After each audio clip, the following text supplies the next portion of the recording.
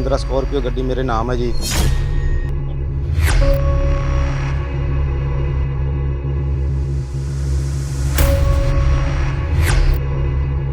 ਇਹ ਗੱਡੀ ਪਹਿਲਾਂ ਦਿੱਲੀ ਨੰਬਰ ਸੀਗੀ ਜੀ ਤੇ ਆਪਣਾ ਕਾਰਸ 24 ਤੋਂ ਗੱਡੀ ਲਈ ਸੀ ਜੀ ਤੇ ਨੰਬਰ ਪਲੇਟਾਂ ਵੀ ਤੁਸੀਂ ਵੇਖ ਸਕਦੇ ਹੋ ਨਾ ਤਾਂ ਜਦੋਂ ਦੇ ਲਵਾਈਆਂ ਉਸ ਤੋਂ ਬਾਅਦ ਲਾਈਆਂ ਨਹੀਂ ਗਿਆ।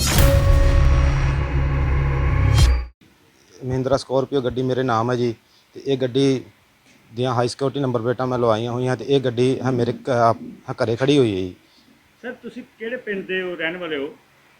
ਮੈਂ ਫਿਰੋਜ਼ਪੁਰ ਜ਼ਿਲ੍ਹੇ ਦਾ ਰਹਿਣ ਵਾਲਾ ਜੀ। ਇਹ ਗੱਡੀ ਜਿਹੜੀ ਹੈ ਕਿ ਤੁਸੀਂ ਨਵੀਂ ਲਿੱਤੀ ਸੀਗੀ? ਨਹੀਂ ਜੀ, ਇਹ ਗੱਡੀ ਮੈਂ ਚੱਲਦੀ ਲਿੱਤੀ ਸੀਗੀ।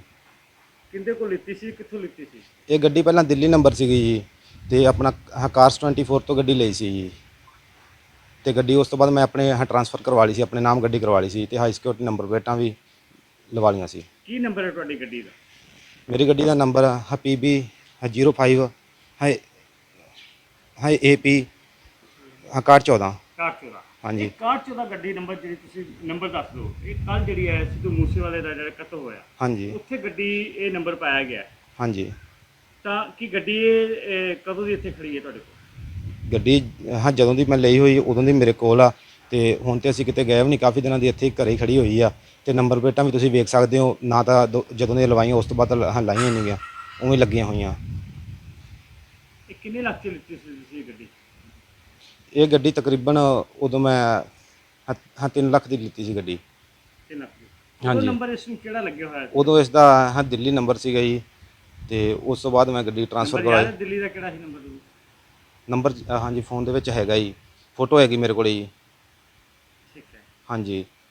ਹੁਣ ਕੀ ਕਹਿਣਾ ਹੈ ਵੀ ਇਹ ਗੱਡੀ ਨੰਬਰ ਜਿਹੜਾ ਤੁਹਾਡਾ ਕੀ ਫੇਕ ਲਾ ਕੇ ਨੰਬਰ ਕਿਸੇ ਯੂਜ਼ ਕੀਤਾ, ਕਿਵੇਂ ਕੀਤਾ ਫਿਰ? ਉਸ ਇਹ ਮੈਂ ਨਾ ਗੱਡੀ ਸੇਲ ਵਾਸਤੇ ਆਪਣਾ OLX ਤੇ ਪਾਈ ਹੋਈ ਸੀ, ਹੋ ਸਕਦਾ ਉਹ ਆਪਣਾ ਉਹਨਾਂ ਨੇ ਉਹਦੇ ਤੋਂ ਨੰਬਰ ਚੱਕ ਲਿਆ ਹੋਵੇ। ਅੱਛਾ, ਤੁਸੀਂ ਗੱਡੀ ਸੇਲ ਵਾਸਤੇ ਪਾਈ ਹੋ ਅਲੱਗ ਤੇ? ਹਾਂਜੀ, OLX ਫੇਸਬੁੱਕ ਤੇ ਮਾਰਕੀਟ ਪਲੇਸ ਤੇ ਪਾਈ ਹੋਈ ਸੀ।